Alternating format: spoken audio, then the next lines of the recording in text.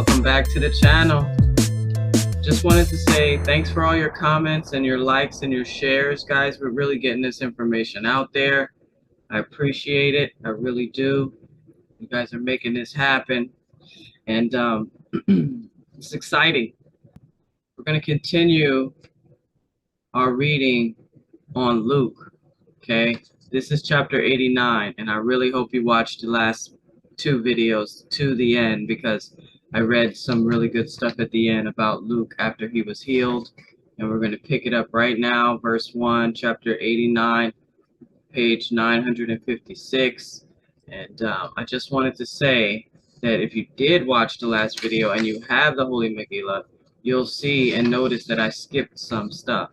And so I just wanted to tell everyone who doesn't have the Megillah that I'm not giving you every line in these stories. I'm having to skip for time and just to get the point across, because people don't have a very long attention span to watch a video of reading. So I skip some stuff just for time, and so the video can flow and the thought can flow through.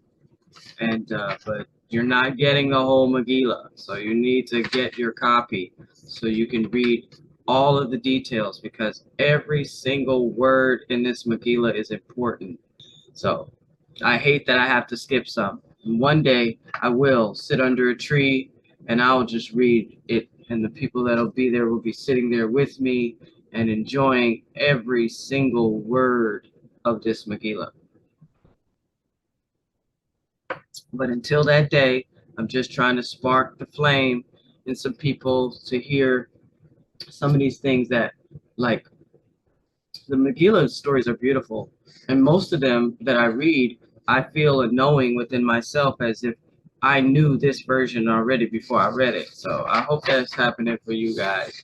But right now, this is about three men who had worms, and Yahshua gives them a really nice sermon. So definitely want to put your listening ears on. We got like a page and a half of Yahshua just flowing. All right, so let's get started. Keep going. I wanted to show you guys just again on this video where where Luke was called a physician. Well, he's called a doctor here in Colossians 4 and verse 14. It says, "Our dear friend Luke, the doctor." So after you hear these stories about what Luke did with these three men, you're going to understand how he was called a physician. And yeah, pretty fresh. Many scholars believe that Luke was a physician, and they say it's because of his style of writing. Very educated, they said. So hopefully we'll hear a little bit more about Luke in the Megillah as well. But it does tell us that Mark and Luke, I just want to hone in on it, tells us that Luke became known as Luke the Healer. Though he never became an initiated Nasarean, Luke, along with his formerly blind friend Mark, became leaders of the earliest branch of Nasarean Christianity. Nice, right? So we're going to get to this story now, because this is it's actually a sermon of Yahshua. Sit tight. You're going to enjoy this one. All right, so chapter 89. Just for the sake of time, I'm going to skip. I'm just going to give the introduction. This is the public recognition of Yahshua as a miraculous healer. In verse 5, Sarah says, "I will report on a phenomenon that began to occur when we returned to the region near Lake Galilee from the east side of the river Jordan. A phenomenon that picked up momentum and followed us not only to Syria, but for the remainder of Yahshua's incarnation. I will call that phenomenon the public recognition of Yahshua as a miraculous healer." All right, so I'm skipping over to verse 10. She says, "Because Mark was known by many residents of the region of Galilee to be blind, when he returned and began telling everyone that Yahshua, a great Essene healer who was now headed to Galilee, had miraculously restored his eyesight, behold, the news spread like wildfire. Although the healing had included the cleaning of pus from the eyes and the clearing up of an infection, as well as touch healing, as the story spread, it came to be said only that he healed Mark just by touching his eyes. So lo, it seemed that everywhere we went, large crowds appeared, including many lame and ill. I, Sarah Jalil, will share a few of the most interesting and illuminating interactions with some of these persons. Near Lake Galilee, Yahshua ministers to 3 men who had worms due to their diet of wormy, rotten fish. Verse 14.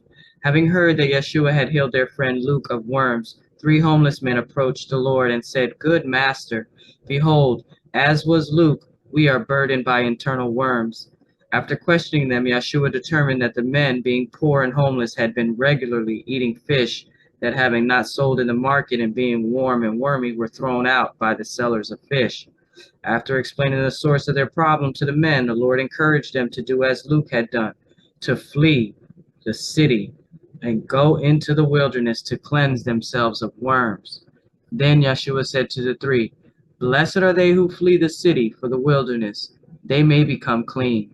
Blessed are they who become clean in the wilderness, they may climb the holy mountain that is within. Blessed are they who receive wisdom in the wilderness, they may return to the city to share the art of cleansing with others. Those sharers are growing heaven within, for that is the seed they receive from holy wisdom. Yea, from the tree of life atop the holy mountain within, they receive heavenly seeds with the instructions. Share these magic seeds of love. These seeds are magic in the sense that the more of them you freely share, the more seeds you have for additional sharing. For it is by sharing the seeds of heavenly love that they are watered and multiplied. Wherefore, the heavenly seeds are like a tiny mustard seed that is tiny when first planted, but being watered grows to produce many similar seeds, each of which itself is capable of being watered and multiplied. But before you become sharers of the wisdom of the art of cleansing, behold, you must water yourself. Behold, you must water yourself. Yea, you must go into the wilderness and clean yourself, as did Luke. Then you may return to the city to help others learn the art. Yeshua said to the 3, Warned are those that suffer an illness of body, for lo, every illness is a warning that something is wrong. Blessed are they who heed the warning. They may be healed by being prompted to take healing actions. Blessed are you who flee the city when sick to receive healing in the arms of Mother Nature. For the city is a cooking pot filled with things that cause illness. Wherefore, the first step is to flee the pot. Yea, flee to the wilderness and embrace Mother Nature. Behold, your body is a gift from Mother Earth. Your bones are made from her bones. Your flesh is made from the vegetation that grows from her flesh, the soil. Your blood is of her waters. Even the air you breathe is hers before it's yours. Yea, you are beholden to the Mother Earth for your body, even as she is beholden to deity for hers. Behold, the body is the temple of the Spirit. But I tell you truly, until you cleanse your body, you are not likely to perceive spirit. For bellies filled with filth make for cloudy eyes, and cloudy eyes see little, and mouths defiled by flesh taste not the Spirit. The foundation of the spiritual life is the body, and the foundation of bodily health is right diet. And the foundation of right diet is vegetarianism. Wherefore I say, dietary practice is ha-yasod, the foundation of spiritual practice.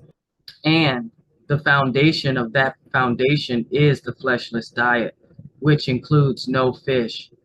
Lo, even if the fish you ate was not old, rotting, and thus wormy, even if the fish were freshly caught, it remains spiritually unkind to murder fish and steal their bodies.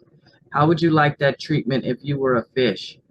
Would you appreciate being pulled from your ocean home to choke to death while some giant says to his wife, Look, Martha, I caught a big one. Every fisherman will be caught in a karmic net.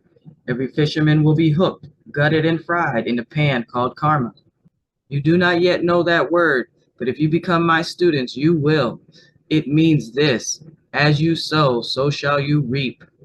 That means what you do comes back to you. Kindness for kindness, harm for harm. Wherefore I tell you, even after you are physically cleansed in the wilderness, you must work on spiritual cleansing, which is to become a practitioner of the art of kindness. Yea, even kindness to animals, even kindness to fish. Even so, The first step is physical cleansing. Before we lay the foundation stones of a house of worship, we cleanse the area.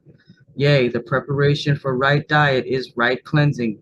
Wherefore I say unto all who are sick of body, the first step is to cleanse. One of the three sick men asked Yahshua, how do we cleanse our bodies? Do you want us to wash? Yahshua answered, saying, there are 4 steps to the cleansing. First, wash your body with pure water, including the teeth within your mouth. You repeat that cleansing every day for your life when able. If you have worms, your second step is to drink anti-parasitic cleansing teas. Miriam will provide you with the herbs you need. The third step is to perform enemas with boiled water that is permitted to cool. That water may include anti-parasitic tea water. We will provide you the enema bags. Your friend Luke, if he is willing, will accompany you to the wilderness and show you how to perform this cleansing of your innards.